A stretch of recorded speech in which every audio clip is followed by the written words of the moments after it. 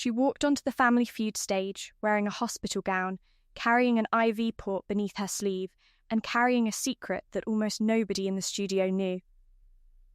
Her name was Rebecca Collins.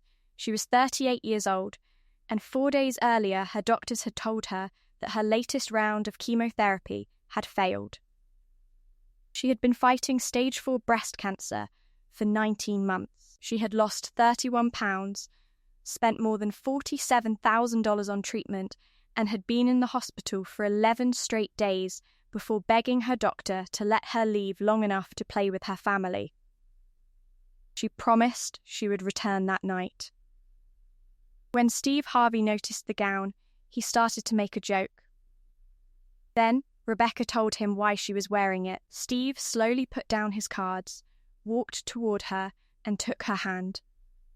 What happened in the next few minutes had nothing to do with Family Feud. Rebecca Collins had kept the hospital gown on because she was afraid that if she changed clothes, someone would tell her she couldn't leave. It was November 8th, 2025, at the Family Feud studio in Atlanta. She stood backstage beside her mother, Diane, her husband, Michael, and her younger brother, Thomas. The blue lights from the studio spilled across the floor. The audience was laughing before the cameras even started rolling. Rebecca wasn't laughing. She kept looking at the clock. 9:18 a.m. Her next medication was scheduled for 9:45. Her hospital was only 17 minutes away without traffic. She had already calculated it 6 times. She had permission to leave for 4 hours. 4 hours. That was all. Her mother noticed Rebecca staring at the clock. "You okay?" Rebecca smiled. "I'm fine." She had said those 2 words so many times during the previous year that they had almost stopped sounding like words. Then Steve Harvey walked onto the stage. The audience erupted. He joked with the families. He teased Thomas about his haircut. He made Michael laugh. Then Steve looked at Rebecca. He pointed toward her. "Ma'am, I gotta ask, is that the new Family Feud uniform?" The audience laughed. Rebecca smiled, but her mother immediately looked down. Steve noticed. His expression changed. Rebecca touched the edge of the hospital gown. "I came straight from the hospital." Steve's smile disappeared, and that was when the story she had spent 19 months hiding began to come out. Rebecca had been 36 when she found the lump. She discovered it one morning while getting dressed for work. It didn't hurt. That was what frightened her later. There had been no warning, no dramatic pain, no reason to think her life was about to change. She went to the doctor anyway. The first scan showed something suspicious. The biopsy came 6 days later. Her husband Michael was sitting beside her when the doctor said the word cancer. Rebecca looked at Michael. Michael looked at the doctor. Then Rebecca asked the question people ask when they are terrified. "What stage?" The doctor paused. "Stage 3. Rebecca nodded slowly. She asked about treatment. The doctor explained surgery, chemotherapy, radiation, and possible reconstruction. Rebecca listened. She took notes. She asked questions. She went home that evening and made dinner. She did not tell her 8-year-old daughter Lily that she was sick. Not yet. For the first 3 months, Rebecca tried to keep life normal. She went to appointments before work. She took medication in the bathroom so Lily wouldn't see. She put a scarf over her head when her hair began falling out. She told her daughter she was tired. She told her husband she was okay. She told her mother not to worry. Then the cancer spread. A scan showed lesions in her liver. The diagnosis changed. Stage 4. Her doctor explained that treatment could slow the disease, but nobody could promise how long. Rebecca asked how long she had. The doctor wouldn't give her an exact number. Rebecca hated that answer. She wanted a number. 3 years, 2 years, 6 months. Anything. Instead, she got uncertainty. Treatment began again. The bills began too. $8,400, $12,000, $19,300. Then $27,000. By the time she had spent $47,286, Michael had taken money from their retirement account. Rebecca sold the jewelry her grandmother had given her. Her mother quietly sold an old car. Nobody complained, nobody talked about the cost. They just paid what they could. Then Rebecca's body began to change. Her weight dropped from 164 pounds to 133. Food tasted different. Her hands shook. She slept badly. Some mornings she couldn't walk from the bedroom to the kitchen without stopping. Still, when Lily came into the room, Rebecca smiled. One night, Lily sat beside her on the couch. "Mama? Yeah? Why do you sleep sitting up?" Rebecca looked at her daughter. "Because I'm comfortable this way." Lily stared at her. Then she whispered, "I just want you to stay." Rebecca turned her face toward the window. She didn't want Lily to see her crying. That sentence followed her everywhere, at the hospital, in the car, at the grocery store, during chemotherapy, even when she was laughing. "I just want you to stay." Then came October 28. Rebecca woke up with a fever. Michael drove her to the emergency room. Doctors found an infection. She was admitted. 1 day became 3, 3 became 7, 7 became 11. On the 11th morning, a nurse came in with medication. Rebecca looked at the clock. She had a Family Feud taping scheduled. Michael thought she had forgotten about it. "You don't have to go." Rebecca looked at him. "Yes, I do." "Rebecca, you're in a hospital." "I know." "You're sick." "I know." "Then why are you talking about a game show?" Rebecca smiled, "Because Lily thinks we're going to be on television." Michael sat down. Rebecca continued. "She keeps asking when it's our turn." Michael looked away. Rebecca reached for his hand. "I don't know how many normal days I have left." Michael's eyes filled. "I don't want her last memories of me to be hospital rooms. That was why she went. Not for the money, not for the television, not even for the prize. She wanted one ordinary family memory. She wanted Lily to see her mother under bright lights. Laughing, standing, playing alive, the doctor gave Rebecca 4 hours of leave. She didn't tell the producers she was still technically a patient. She didn't want anyone to cancel the appearance. She put on the hospital gown because the nurse told her she needed easy access to her IV line. Then she walked onto the Family Feud stage. And nobody knew. Not the audience, not Steve, not the other family, not even most of the crew. The first round started. Rebecca answered 2 questions. She laughed when Thomas gave a ridiculous answer.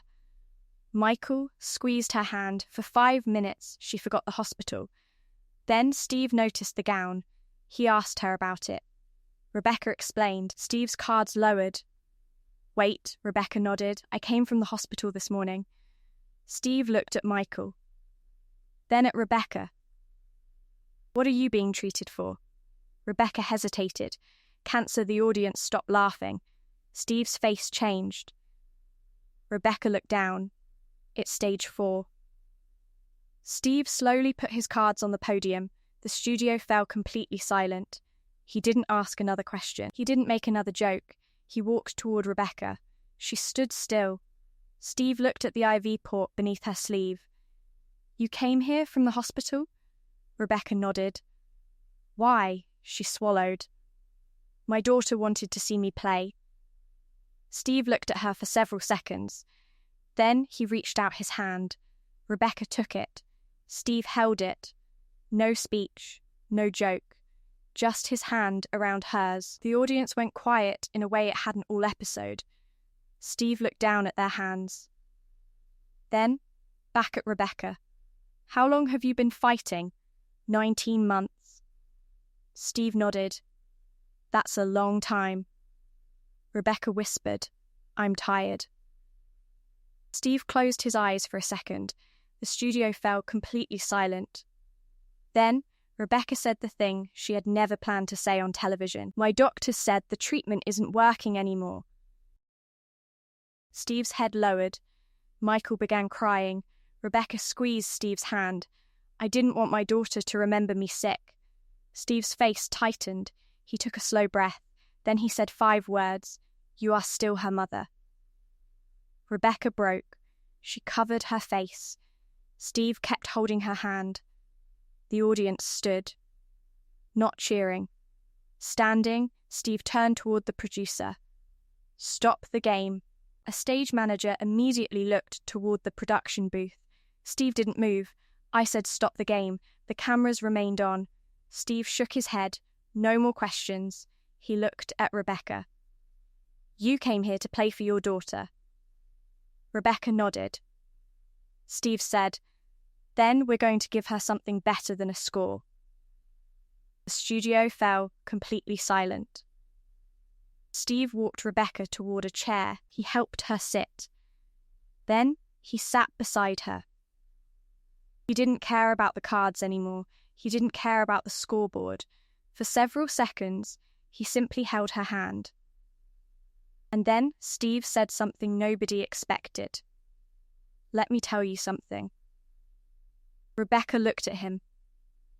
Steve explained that he knew what it felt like to be afraid of tomorrow. He talked about the years when he had been sleeping in his car, wondering where his next meal would come from. He told her about the old man at a gas station who once told him that God's plan could be bigger than his pain. Then, Steve looked directly at Rebecca. "You don't have to be strong every second." Rebecca wiped her eyes. Steve leaned closer. "You've been fighting for 19 months. Today, you don't have to fight this room." He looked toward the audience. "Today, this room fights for you." The audience applauded. Steve raised his hand. "Wait, the applause stopped?" He turned toward the camera. "I want everybody watching at home to understand something." He pointed gently toward the lens. Sometimes the strongest person you know is the person who keeps saying they're fine because they don't want anybody else to worry. He looked back at Rebecca. "But being tired doesn't mean you lost." Rebecca cried again. Steve stood. Then he reached into his jacket. He pulled out his phone. One producer immediately stepped forward. Steve held up his hand. "No." He looked at Rebecca. "We're making a call." He dialed his business manager. "Robert, I need you to listen." The audience watched. "I need $50,000 set aside for this family today." Rebecca shook her head. "Steve, no." Steve looked at her. "Let me finish." He continued the call. "And I need someone to contact the hospital and find out what her treatment plan is." He paused. "No promises about medicine. No stepping outside what's legal. I just want to make sure she has somebody helping her navigate what comes next." He ended the call. Rebecca stared at him. Steve sat back down. But he wasn't finished. He looked toward the show's producers. "What is the cash prize?" the producer answered. $20,000. Steve nodded. "Both families get it." The audience erupted. The competing family immediately stood.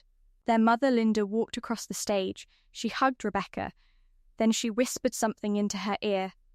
Rebecca nodded. Steve watched them. His eyes filled again. The other family had come to win. Instead, they gave away something they had earned. Steve stood. And that's what this show is supposed to be about. He looked at both families. "You came here as competitors." Then he looked around the room. "But you leave as family." The audience applauded. Steve walked back to Rebecca. He took her hand again. "You've got a daughter waiting for you." Rebecca nodded. "She wants to see me win." Steve smiled. "Then let's give that little girl a victory." He turned toward the scoreboard. Rebecca's team gets the $20,000. The audience cheered, and the other family gets the $20,000. More applause. Steve looked at Rebecca, and the $50,000 medical assistance is separate. Rebecca covered her face. Steve crouched beside her. "You don't owe me anything." Rebecca whispered, "Thank you." Steve shook his head. Go home." That was when Rebecca finally smiled. Not the smile she'd been using all morning. A real one. A week later, the episode aired. The hospital gown became the image everyone remembered. Within 48 hours, clips of Steve holding Rebecca's hand had been viewed more than 11 million times. Within 2 weeks, the number passed 60 million. The hashtag Hold Her Hand began spreading. People posted pictures holding the hands of mothers, wives, sisters, and daughters fighting cancer. The story became bigger than the television episode. 3 months later, Rebecca returned to the hospital. She was still receiving treatment. The doctors had not called it a miracle. They had not promised a cure, but they had adjusted her treatment plan. And Rebecca was still there, still fighting, still laughing, still complaining that hospital food tasted terrible. Lily visited her every afternoon. One day, Lily walked into the room carrying a small piece of paper. It was a drawing. It showed Rebecca standing beneath blue lights. There was a man beside her holding her hand. At the top, Lily had written, "Mummy's Family Feud." Rebecca laughed. Then she cried. 6 months after the episode aired, Rebecca and her family helped create a small support program for families traveling long distances for cancer treatment. They called it the Stay Fund. Its motto came from Lily's words, "I just want you to stay." The first year, the program raised $286,000. It helped 143 families with transportation, hotel rooms, meals, and emergency expenses. A year after the taping, Rebecca was back at home more often. She still had hard days. There were still hospital visits. There were still medications lined up on the kitchen counter. But there were also pancakes, movie nights, school concerts, birthday candles, ordinary things. The things Rebecca had been fighting for from the beginning. 2 years later, Steve received a photograph from Michael. It showed Rebecca standing in the kitchen. No hospital gown, no IV, no hospital bracelet, just sweatpants and a coffee mug. The message underneath said, "She's making pancakes again." Steve called immediately. They talked for 27 minutes. Rebecca laughed when Steve reminded her that she had technically broken the rules by arriving at the studio directly from the hospital. Steve told her he still had one complaint. "What? You never even finished the game!" Rebecca laughed. "I know." Steve replied, "Good. Why? Because you already won." Rebecca became quiet. Then she said, "Thank you for holding my hand." Steve answered, "You were the one who gave me your hand." Today, the image remains simple. A woman in a hospital gown, a television host, 2 hands, 1 quiet stage, no scoreboard, no buzzer, no prize. Just a moment when the game stopped and a human being became more important than the show. Rebecca had walked onto that stage afraid that her daughter might remember her only through hospital rooms and medical machines. Instead, Lily got another memory. Her mother standing under bright lights, her family beside her, and Steve Harvey holding her hand when she finally admitted she was tired. Sometimes we think courage means never breaking down. It doesn't. Sometimes courage is walking into the room anyway, wearing whatever you have to wear, carrying whatever you have to carry, and letting someone hold your hand when your own strength runs out. Because the people we love may not remember every score we ever made, but they will remember who stayed beside us when the room went quiet. If this story about Rebecca's fight and the simple act of holding her hand moved you, make sure to subscribe and hit that thumbs up button. Share this video with someone who needs to remember that they don't have to carry every burden alone. Have you ever been there for someone during the hardest moment of their life? Tell us about it in the comments. And don't forget to ring that notification bell for more stories that remind us what compassion truly means.